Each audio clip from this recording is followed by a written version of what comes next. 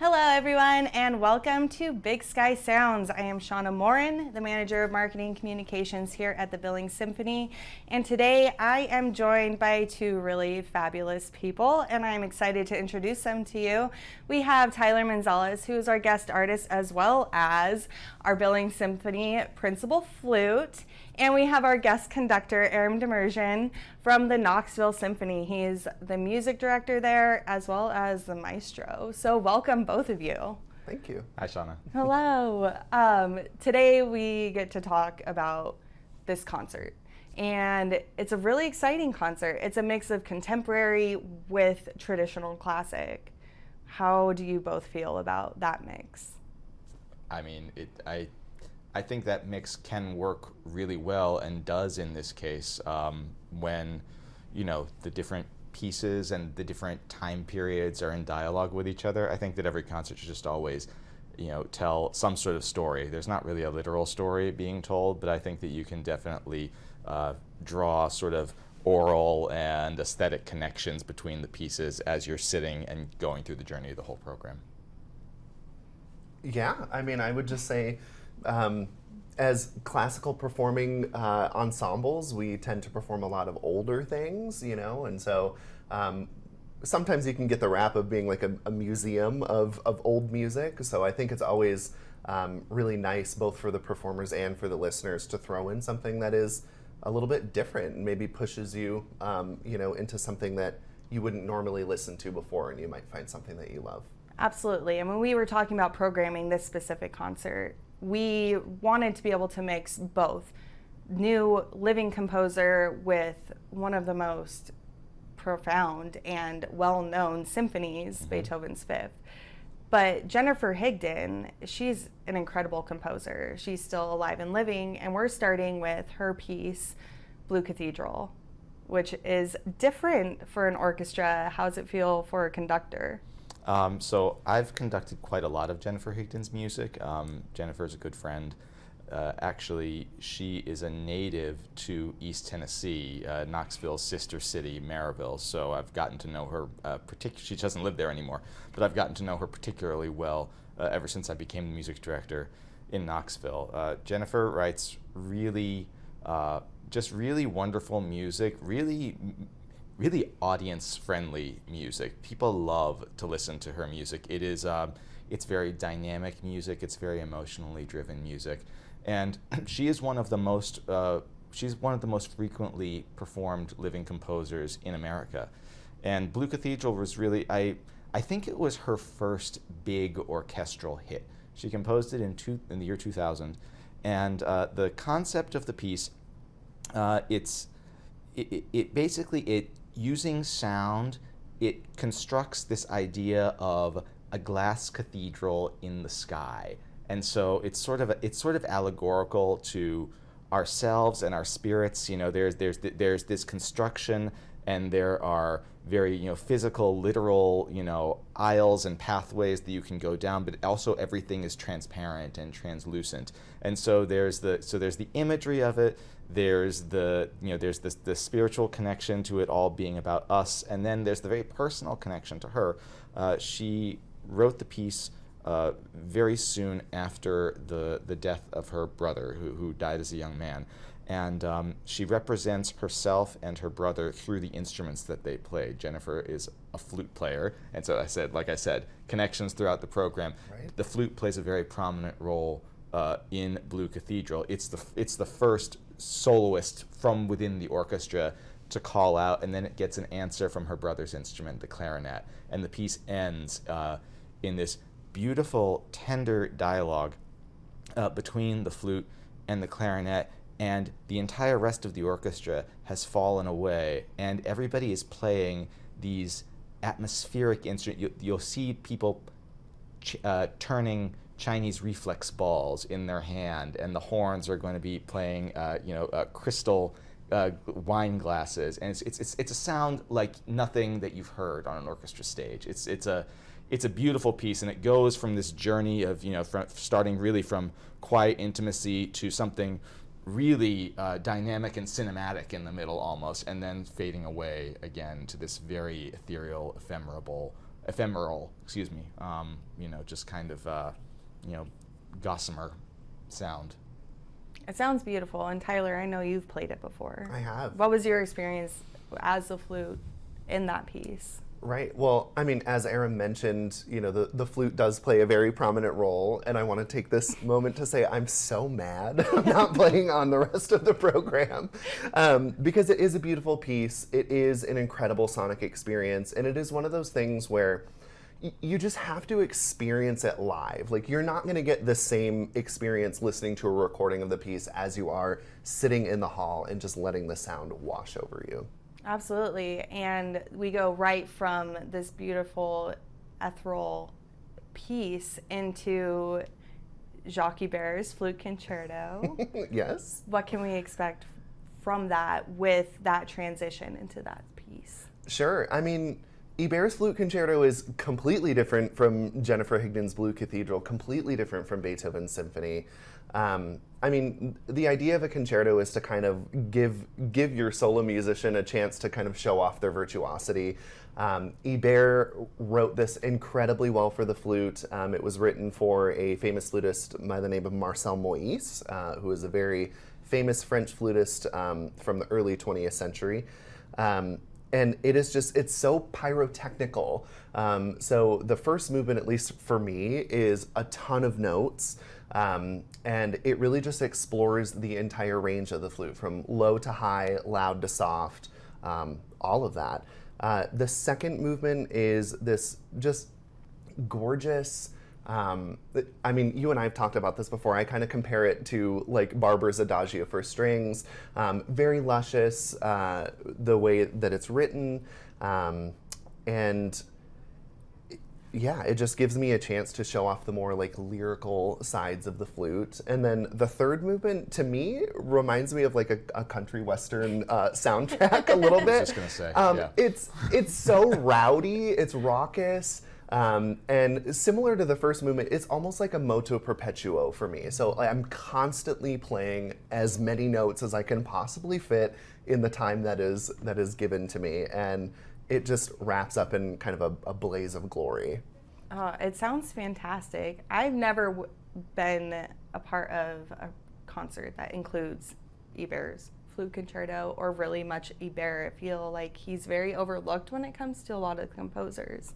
Yeah, is that pretty normal? I mean, yeah, no, he's not played all that often in this country. You'll see Iber a little bit more in Europe, and particularly in France. But what you had said about the country western soundtrack, those were my thoughts exactly. I mean, this piece was new to me too when I found out that we were going to be performing it together, and I was like, oh, okay, Copeland, cool. Yeah, really, yeah. But what you said, the Iber definitely does stand apart in a lot of respects on the program. But I would venture that you can even connect you can find connections to the two pieces on either side. The third movement, that country western movement, very, very rhythmically driven, with the same rhythmic idea that keeps coming back and back, which is the entire thing that's at play in Beethoven's Fifth Symphony. But that second movement, the way the lush string writing, I think, our ears are going to be prepared for that sound world by the entire first half of the Higdon, I think. Mm-hmm. So they do tie in together, and that's on a sound level. Yes, right. Yeah. Absolutely, and it builds into, of course, the world's most famous symphony, which I know our orchestra has been chewing at the bit, excited to be able to dig their claws and teeth back into this, because it is one of those repertoire pieces that are on most audition platforms across all the different symphonies, orchestras. Mm-hmm. So how is this going to be a different theme this year? It has been played for 200 years almost at this point. And are you excited? What is your new take on this? Oh, I mean, I'm always excited to conduct Beethoven's Fifth. There's a reason why it's one of the most popular, if not the most well-known symphony ever written. It doesn't disappoint, I'll put it that way. You would ask the question of, what different take am I going to be putting on it? I'm not sure that I can really answer that question in that I'll definitely be bringing my take on it, which is not necessarily intentionally different from anything that came before me. I mean, we have this, over 200-year history with this piece, and as musicians, we bring all of our past experiences with every piece of music that we perform into the current performance. And I must have heard hundreds of performances of Beethoven's Fifth, either live or on recordings, and different aspects of different performances get baked into you.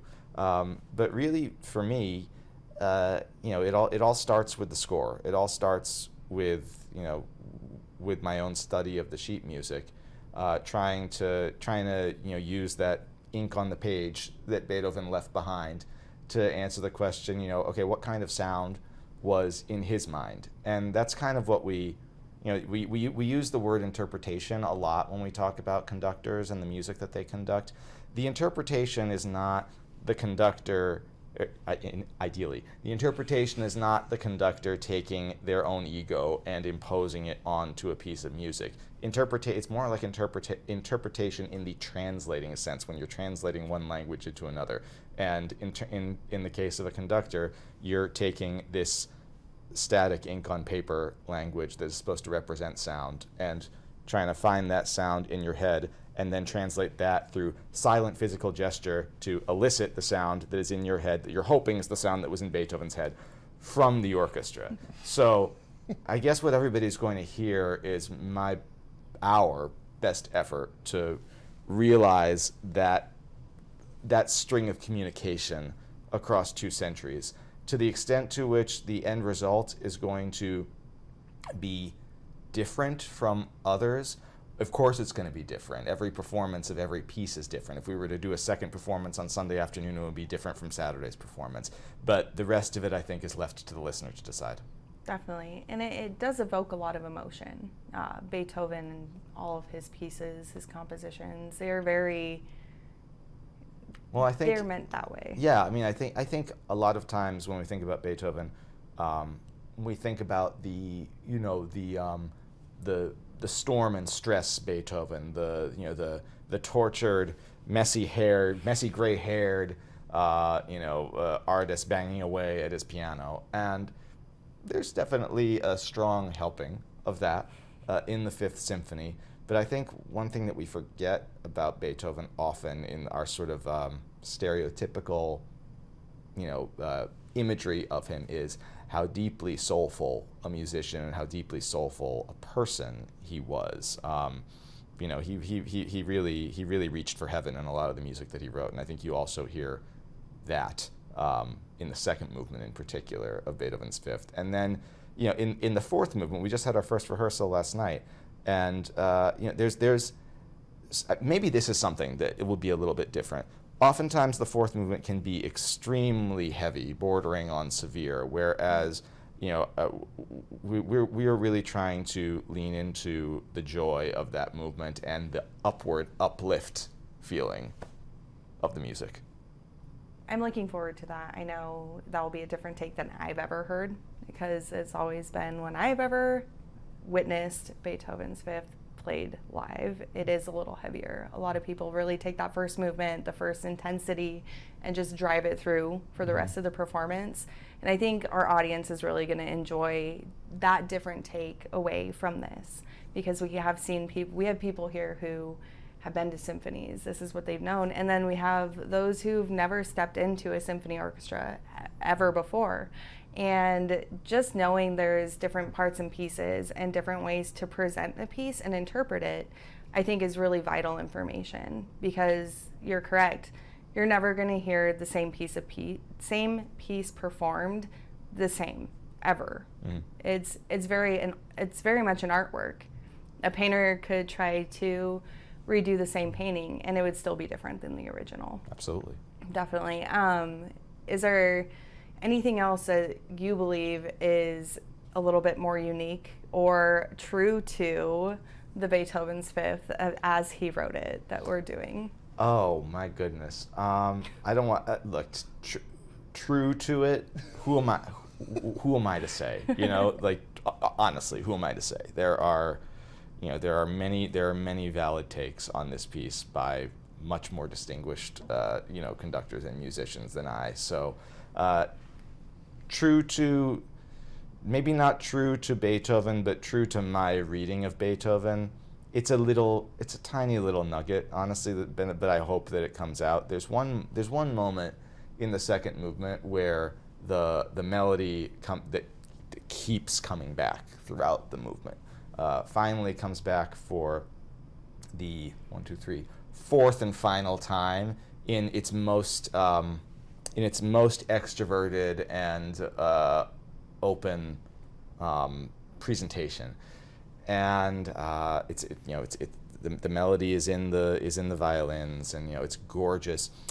There is a counter melody in the woodwinds, seldom heard, and we are taking steps to ensure that it is heard in our performance this week. Good. Because it's